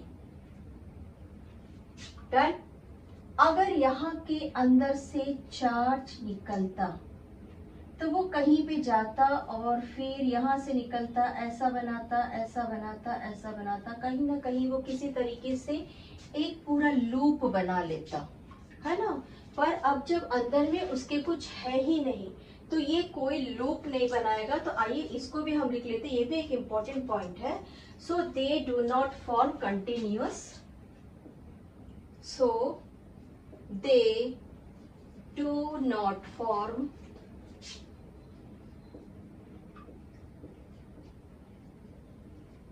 कंटिन्यूअस। देखिए स्पाइरल हो सकता है बच्चों, अगर ये चार्ज निकल रहा है ना यहाँ से, अगर ये लाइंस निकल रही है, ये लाइंस स्पाइरल फॉर्म में जाती है, ऐसे जाती है, बट ये पूरा एक कंप्लीट लूप नहीं बनाती है। ठीक है, तो आप इसे लिखिए कि ये कंटिन्यूअस लूप नहीं बनाती। दे डू नॉट फॉर्म कंटिन्यू का स्पेलिंग में गलत लिख ली थी क्या,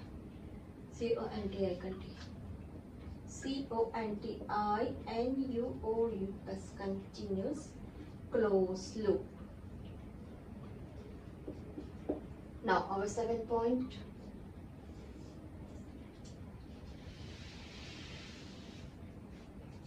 कंटिन्यूस लूप नहीं बनवाएगी। ठीक, अब आ जाइए, क्या आप लोगों को मैंने कंडक्टर इंसुलेटर कभी पढ़ाया है? यस, आई थिंक पढ़ाया है। कंडक्टर,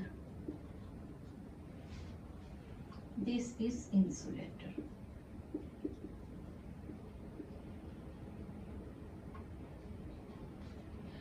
अगर फील्ड लाइंस जाके कंडक्टर से टकराती है तो वो वहीं पे खत्म हो जाती है, टर्मिनेट हो जाती है।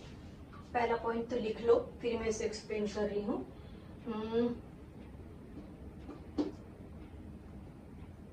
दे ऑलवेज शॉर्ट फॉर्म में जल्दी में लिखती हूँ, दे ऑलवेज लीव और टर्मिनेट ऑन कंडक्टर। चलिए आइए पढ़ते हैं वाई।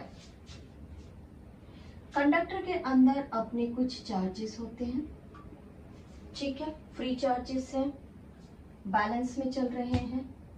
सपोज मेरी ये लाइन इसके अंदर चली गई, अगर ये पॉजिटिव थी तो इसने जाके नेगेटिव को अपनी तरफ अट्रैक्ट किया और इस पॉजिटिव को रिपेल किया। जैसे ही इसने अपना काम, इलेक्ट्रिक लाइंस ने अपना काम चालू किया, कंडक्टर के अंदर मच गई उथल पुथल, ठीक है, उथल पुथल मच गई। इट मीन्स अंदर क्या चालू हो गया बच्चों, अंदर आ गया करंट। अगर अंदर करंट आ गया तो मेरा लेसन ही गलत हो गया। मेरा लेसन क्या है, मेरा लेसन है static condition, electricity in static condition. जैसे करंट आया सब चीज गड़बड़, इसीलिए ये होता ही नहीं है, नॉट पॉसिबल, ये यहीं पे टर्मिनेट हो जाती है, अंदर करंट जनरेट नहीं होने देती है। और अगर करंट जनरेट हो गया तो उसको हम पढ़ेंगे थर्मोडायनामिक्स में। डन, ठीक। अब हम आते हैं कंडक्टर और इंसुलेटर के दूसरे टॉपिक पे। हमारा topic 8th number, they pass through insulator but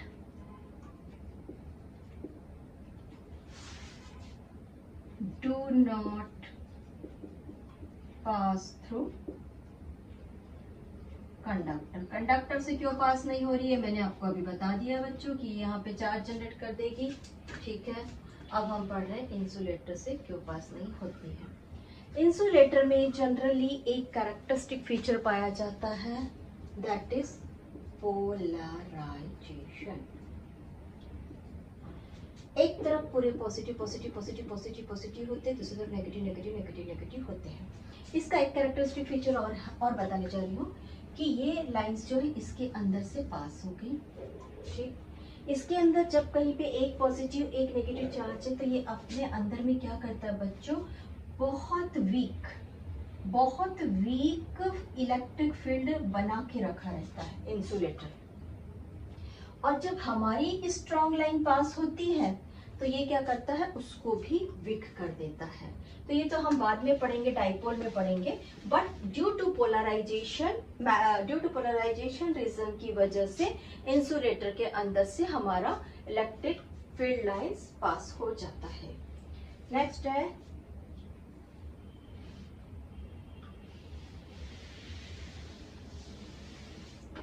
यहां से निकली है, ये महाराज है चार्ज, तो ये क्या लेके जाएगी बच्चों, ये फोर्स है और इसके पास जा रही है। फोर्स भी अपने आप में क्या रखेगा, ये एक प्रॉपर यूनिट चार्ज कैरी करेगा, है ना। ये जो लाइन जा रही है ये क्या करेगी, इसी को तो लेके जाएगी। तो ये एक definite fixed unit charge carry करेगी। राइट डाउन, they carried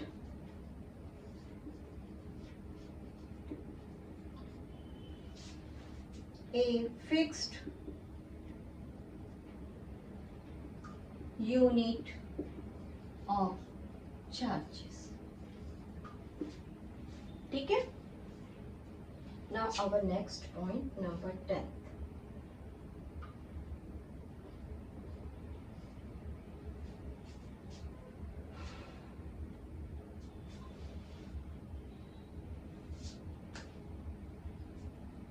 आइए हम पढ़ते हैं अब इसका magnitude.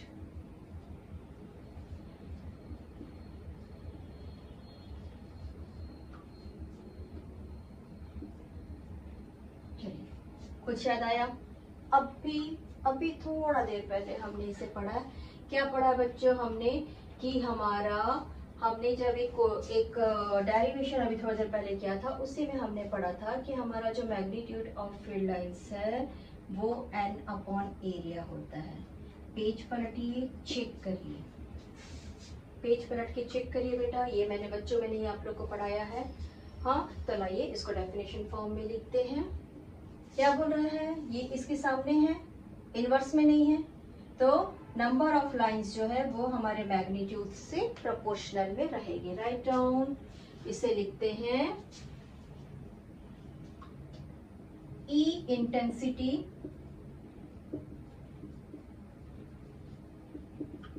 is proportional to the number of lines of force.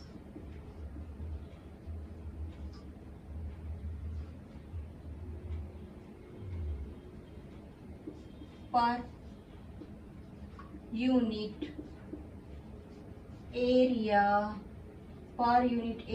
Of what, हमने सरफेस लिया था, एरिया ऑफ सरफेस, कुछ याद आ गया? ऑफ सरफेस, सरफेस के साथ क्या लिखे? सरफेस में क्या आ रहा था बच्चों? और सरफेस हेल्ड परपेंडिकुलर, है ना, परपेंडिकुलर लाइंस 90 डिग्री पे आ रही थी, परपेंडिकुलर टू द फील्ड। ठीक, ये परफेक्ट रहा भाई, बहुत अच्छी इंग्लिश लिखी है हमने। आइए, हमने ये सब पढ़े थे, कुछ याद आ गया?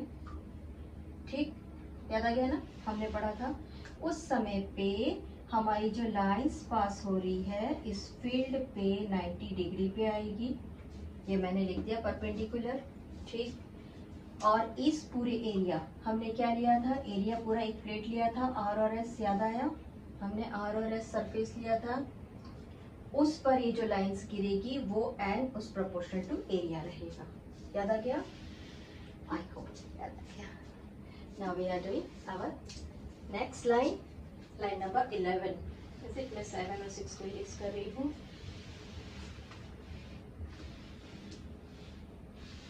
अच्छा, यहाँ पर मैं एक चीज और बोलना चाहूंगी बच्चों कि सपोज मैं इसको परपेंडिकुलर नहीं लेती हूँ, ठीक है? मैंने आपको एरिया बताया था, जैसे हम तरबूज काटते हैं ना, तरबूज के साथ मैंने एरिया बताया था कि जैसे तरबूज का जो एरिया है ऐसा रहेगा, तरबूज को जैसे हम सेंटर से काटते हैं तो ऐसा ही रहेगा ना। तो इस पर जब लाइंस आके गिरेगी या इस पर पड़ेगी, वो अगर 90 डिग्री से नहीं पड़ेगी और स्लैंटिंग से जाएगी बच्चों, तो उसकी काउंटिंग्स कम होगी और वो फील्ड से ज़्यादा फेंकाएगी बाहर की तरफ में, वो बाहर की तरफ ज़्यादा जाएगी। और अगर एक सीध लाइन में 90 डिग्री में जाएगी तो ज़्यादा से ज़्यादा लाइन की काउंटिंग्स आएगी, और वो लाइन आती ही 90 डिग्री है। इसीलिए यही कॉन्सेप्ट फैराडे ने दिया था कि 90 डिग्री में आएगी और हम उसको बहुत ज़्यादा, यानी कि अगर वो 90 डिग्री पे आती है इस प्लेट पे, अगर यहाँ से लाइन 90 डिग्री पे आती है तो हम इसका मैक्सिमम नंबर काउंट करेंगे। तो क्या होगा बेटा बच्चों, ये हमारा हम मैक्सिमम नंबर काउंट करेंगे। हम इसको लिख सकते हैं कि जब ये 90 डिग्री पे आ रही है तभी ये मैक्सिमम, तो इसकी काउंटिंग मैक्सिमम रहेगी। ठीक है, हमारा नेक्स्ट 11th पॉइंट, एरिया हो गया, मैग्नीट्यूड हो गया, हमने उसको परपेंडिकुलर शो कर दिया। ठीक, अब आ जाइए, मैं एक काम करती हूँ, टेक अ प्लेट।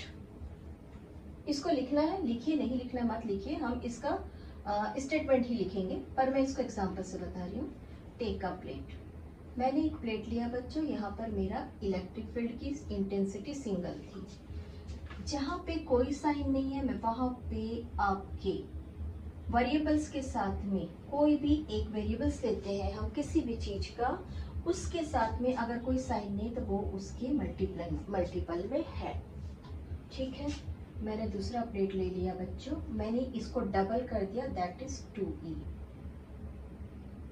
और मैंने इसको कर दिया बच्चों 3e, यानी कि मैंने यहाँ पर इंटेंसिटी को डबल किया और मैंने यहाँ पर इंटेंसिटी को ट्रिपल किया। अगर मेरे इस प्लेट पर, ये प्लेट कौन सा है याद करिए, अब भी पढ़ा हमने, मैंने ये वाला प्लेट पढ़ा जिसको मैंने आर रखा था, और यहाँ पर जो लिया था बच्चों मैंने उसे लिया था एस। ठीक है, ये वही प्लेट है बच्चों, हमने इसमें इंटेंसिटी मेजर करके रखी हुई है। इस प्लेट पे सपोज मैं यहाँ से 2 फोर्स लाइन को पास करती हूँ, वो जो स्ट्रेंथ बताएगा 2 का मैग्नीट्यूड बताएगा। डन। जब मैं यहाँ पर 2 लाइन को पास करती हूँ, ये जो 2 लाइन पास हो रहा था, और यहाँ पर मैंने जैसे ही इसकी स्ट्रेंथ बढ़ा दी, जैसे ही मैंने इसकी स्ट्रेंथ बढ़ा दी बच्चों, यहाँ पर क्या हो गया, स्ट्रेंथ बढ़ते ही ये 2 से 4 हो गया। वाई 2 से 4 हुआ? Because there is a rule अभी लिखेंगे। और यहाँ पर बच्चों वो हो गया 3 टाइम्स, वो उसी चीज को हो गया 3 टाइम्स। अगर ये 4 हुआ था तो ये क्या हो जाएगा यहाँ पर 3 टाइम्स, यानी ये यहाँ पे 2 था, इलेक्ट्रिक इंटेंसिटी यहाँ पे 2 थी, और ये यहाँ पे जुड़ गया तो ये हो गया 6 हो गया, यानी ये ट्रिपल हो गया। ठीक, ये डबल हो गया, ये हो गया सिंगल था। हमने क्या किया, हमने इलेक्ट्रिक फील्ड की इंटेंसिटी बढ़ा के डबल करी, और इलेक्ट्रिक फील्ड की इंटेंसिटी बढ़ा के हमने ट्रिपल करी। डन। तो ऐसा क्यों हुआ बताइए? This is the idea of direct proportional. क्या ये आइडिया ऑफ डायरेक्ट प्रोपोर्शनल है? बताइए, बता सकते हैं? This is the idea of direct proportional. आइए लिखिए, इफ वी डबल और triple, if we double or triple the electric intensity,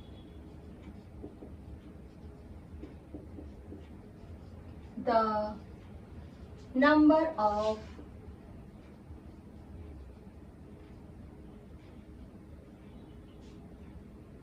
lines passing through the square plate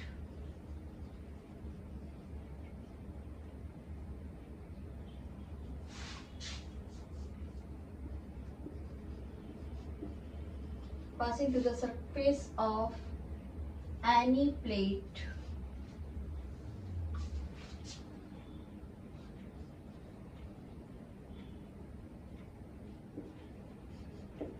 if we double or triple the intensity of the number of lines passing through the surface of any plate will be double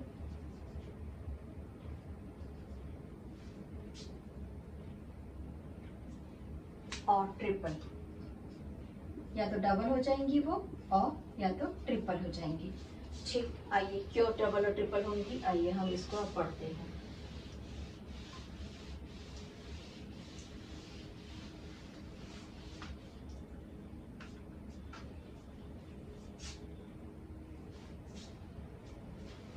this is because of, multiples को कैसे लिखेंगे हम?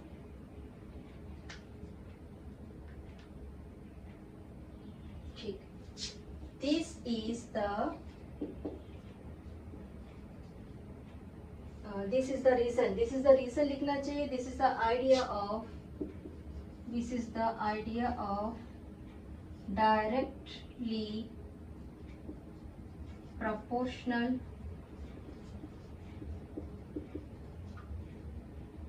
proportion and it apply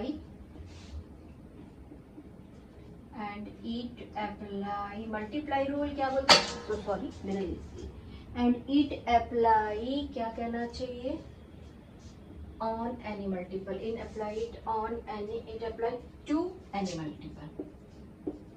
any multiple, ये सही रहा। अगर आपका 2 electric field है और 10 इलेक्ट्रिक फील्ड है, आपने 2 में अगर 2 times 2 electric lines of force pass किया है, तो वो यहाँ पे कितनी हो जाएगी बच्चों, यहाँ पे वो हो जाएगी 10 2 सा 10 यहाँ पे 2 टाइम्स था, यहाँ पे 10 टाइम्स था, कितना होना चाहिए? 20 हो जाना चाहिए, ये 20 हो जाएगी बच्चों। ठीक है, ये यहाँ पे मल्टीपल मिल रहा है हमको। ओके, आइए हमारा नेक्स्ट 12th पॉइंट।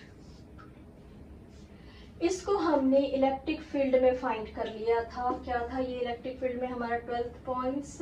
हमने इलेक्ट्रिक फील्ड में फाइंड किया था number of lines is directly proportional to the magnitude of charge. Number of lines are directly proportional to the charge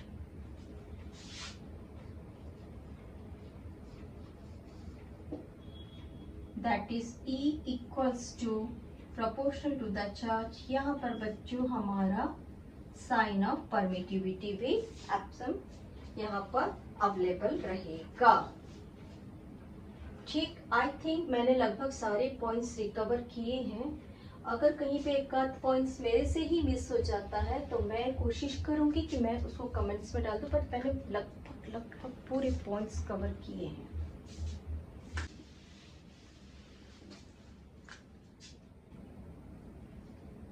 direction of force of line।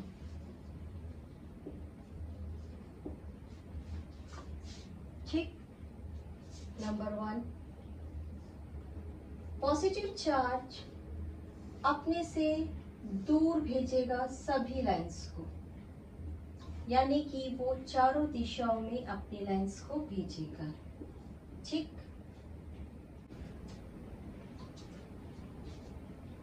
if our charge is positive, it radially,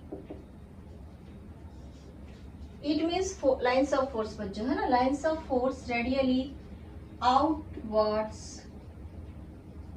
from the source।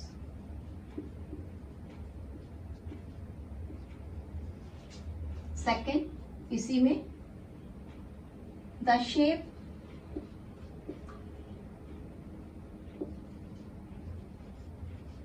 found spherically।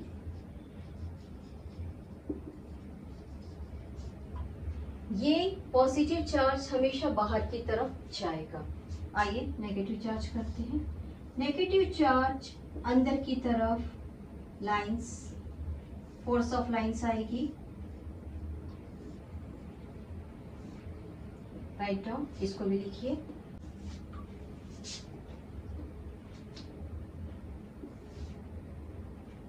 If our charge, our हटा दीजिए बच्चों, मुझे आदत हो गई है बोलने की। If charge is negatively, it is radially inward to the source charge। ये अंदर की तरफ आएगी नेचुरली। इसका भी शेप कैसा दिखाई देगा? Shape is spherical. ठीक, right down, this is second point and this is second point. हमने पॉजिटिव कर लिया, हमने नेगेटिव कर लिया। आ जाइए अब हम करते हैं 2 पॉजिटिव्स।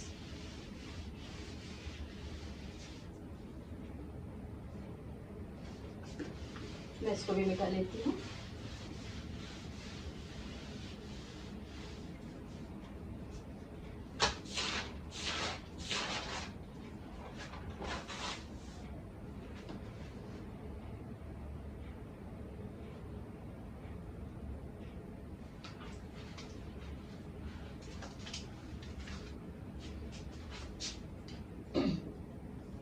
एक पॉजिटिव, एक नेगेटिव।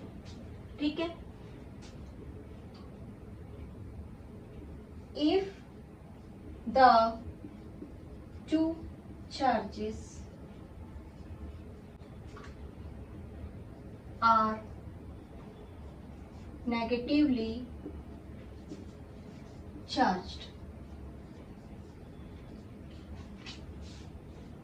ठीक, दे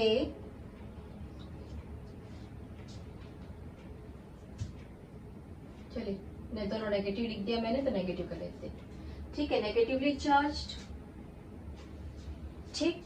तो क्या होगा बच्चों, इसको ड्राइंग बना लेते हैं। ये यहाँ से बाहर से आ रहा है, ये भी बाहर से आ रहा है, ये भी बाहर से आ रहा है, ये भी बाहर से आ रहा है, ये भी बाहर से आ रहा है, ये भी बाहर से आ रहा है, ये भी बाहर से आ रहा है। बच्चों मैं एक पॉइंट मिस करी हूँ और वेरी इंपॉर्टेंट पॉइंट्स था, उसको अभी हम कर लेते हैं। हमने कितने पॉइंट्स किए थे, हमने 12 पॉइंट्स किए थे, अभी हम उसका 13 पॉइंट करते हैं। इसको रोकते हैं बच्चों और write down.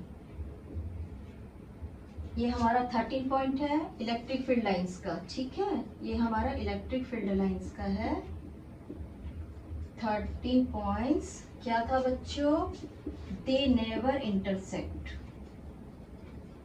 They never intersect or cross each other, they never intersect or cross each other। आइए इसको हम कर लेते हैं एक बार, इसको 2 मिनट के लिए रोकिए और इसको बैक पेज पे जाके 13 पॉइंट को प्लीज लिख लीजिए। क्या हो रहा है कि ये जब पॉजिटिव लाइन है और सपोज टू बी ये भी पॉजिटिव लाइन्स है, ये आउटवर्ड की तरफ लाइंस दे रही है और ये भी आउटवर्ड्स की तरफ लाइन दे रही है, ठीक है। इस कंडीशंस में क्या होता है बच्चों, अगर ये दोनों आपस में टकराती है, चलिए ये यहाँ जा रही है और ये यहाँ जा रही है, ठीक। हमने क्या पढ़ा था, हमने पढ़ा था कि यहाँ पर जो हमारा टेंजेंट बनेगा वो हमारा इलेक्ट्रिक फील्ड को बताएगा और यहाँ पर जो टेंजेंट बनेगा वो हमारे इस इलेक्ट्रिक फील्ड को बताएगा। इट मीन्स इस कंडीशन में दो इलेक्ट्रिक फील्ड नहीं हो सकते हैं, इसलिए 13 पॉइंट लिख लीजिए कि ये ना तो इंटरसेक्ट करती है और एक दूसरे से कट भी नहीं करती है, एक दूसरे को क्रॉस भी नहीं करती है, ठीक है, इसको लिख लीजिए।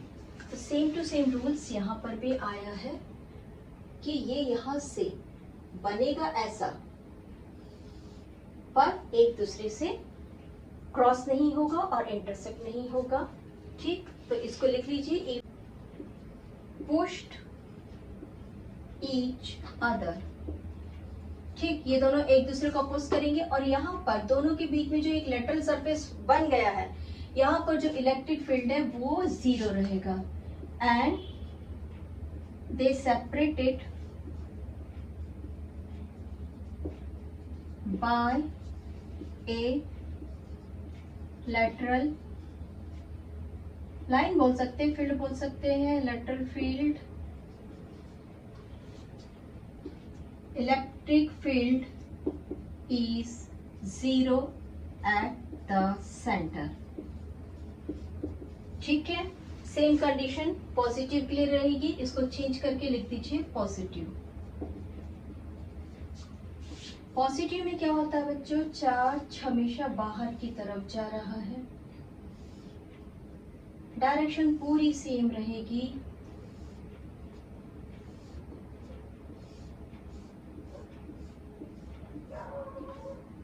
सभी चार्ज बाहर की तरफ जा रहे हैं, अंदर नहीं है, बाहर की तरफ है, ठीक है, डायरेक्शन पूरी सेम रहेगी, ठीक है, और कंडीशन पूरा सेम रहेगा, पूरा सेम टू सेम रहेगा। आइए अब हम करते हैं एक पॉजिटिव एक नेगेटिव। मुझे लग रहा है मैंने इंटरसेक्ट वाला लाइन कराया था, मुझे कुछ कंफ्यूजन हुआ मेरे अपने ही एक्ट में, देखते हैं। आइए, when a charge is positive and a charge is negative, ठीक, if the one charge is positive and other is negative, ठीक है, देन क्या होगा, फोर्स ऑफ लाइंस कहां से कहां तक जाएगी, force of lines starts from positive and terminate on negative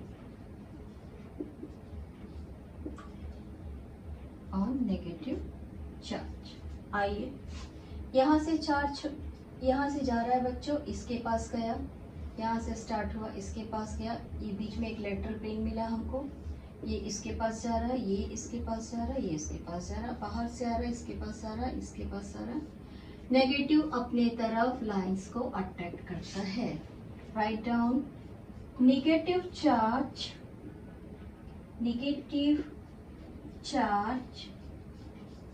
attracts the positive, attacks the lines of force।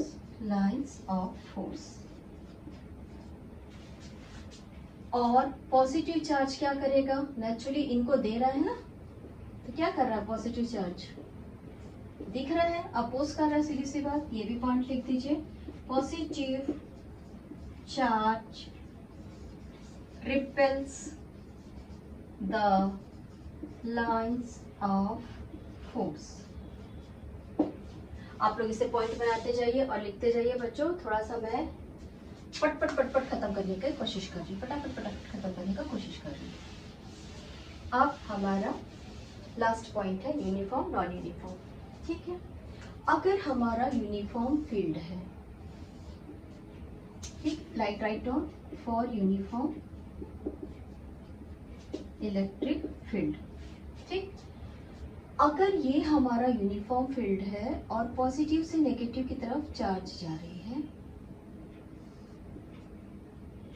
ये बराबर स्पेस कवर करेगी बच्चों। ठीक है, और ये जो डिस्टेंस है यानी कि जो d है वो इक्वल रहेगा, और ये इनके बीच का जो डिस्टेंस रहेगा वो इक्वल रहेगा। तो यूनिफॉर्म में क्या लिखेंगे हम?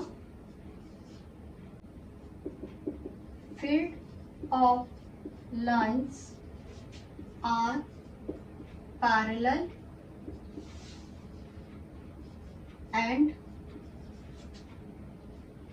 नॉर्मल टू द चार्ज है, कंडक्टर लिख सकते हैं, कंडक्टर। ठीक है, नहीं हम कंडक्टर यूज ही नहीं करते। चलिए, field of lines are parallel and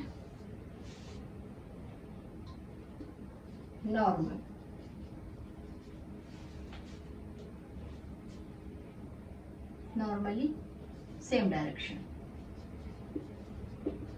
ये लिख सकते हैं। ठीक, नंबर 2 फॉर यूनिफॉर्म।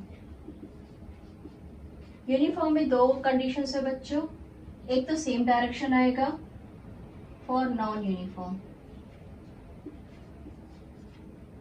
ठीक, सेम डायरेक्शन आएगा पर कहीं पर कंटिन्यू क्राउड मिल जाएगा। ठीक, तो वो नॉन यूनिफॉर्म हो गया, क्योंकि इनके बीच का जो डिस्टेंस है वो डिफरेंट है। तो आप लिख सकते हैं इसको, field of lines are parallel are sometime parallels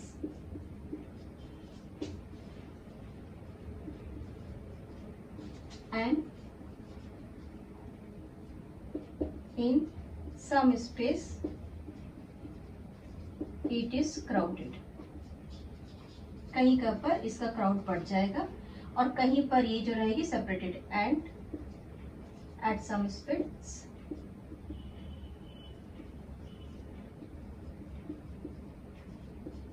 separated.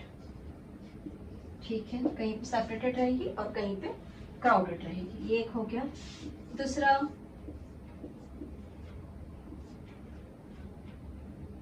They are at different direction but magnitude are same.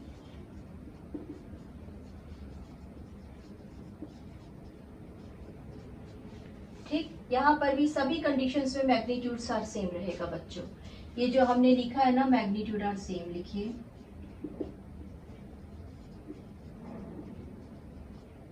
इसमें भी magnitude are same.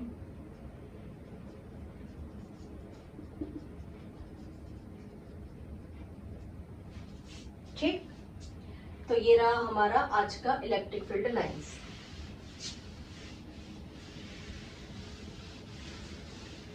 Long, very big long है ना, बहुत लंबा हो गया आज का। चलिए, हैव अ नाइस डे।